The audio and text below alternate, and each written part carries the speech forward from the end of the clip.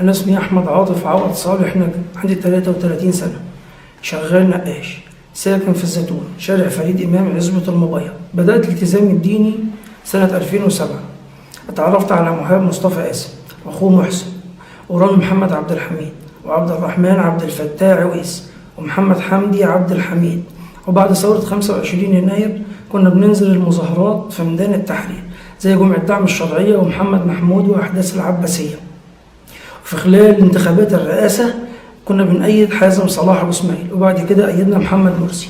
وبعد ثورة 30/6 شاركنا في اعتصام رابعة العدوية.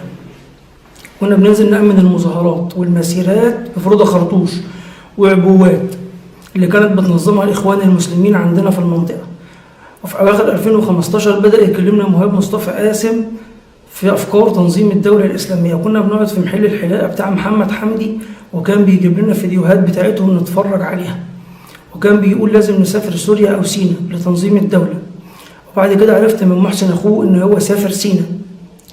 وبعد تفجير الكنيسة البطرسية الأمن نزل قبض على رامي محمد عبد الحميد ومحسن أخو مهاب مصطفى قاسم، وأنا هربت وكنت سايب شنطة فيها فرودة وعبوات مع واحد صاحبي اسمه سعيد أحمد مفتاح. أنا اسمي عبد الرحمن عبد الفتاح علي عويس، عندي 34 سنة وشغال سباك، وساكن في واحد حارة السيد عبد الله من شارع جمال عمر المطرية.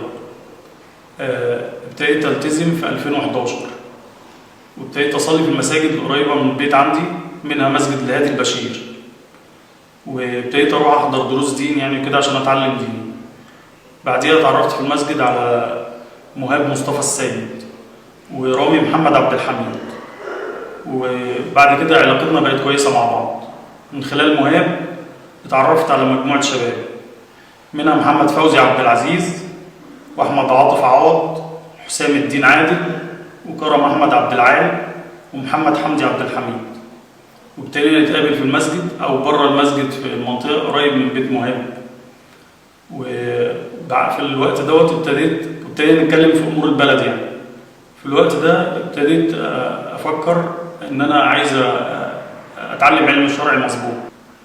وفي الوقت دوت ابتدى مهاب يجيب لنا أفكار الدولة الإسلامية ويعرفنا بيها، يجيب لنا فيديوهات عنها ونتفرج عليها في محل محمد حمدي الحلاق.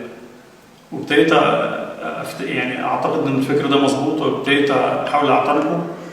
وكلمت مهاب كذا مرة إنه يشوف لي سكة إن أنا أروح يعني أنضم ليهم في ولاية سينا أو في أي حتة، فمحققليش طلب يعني.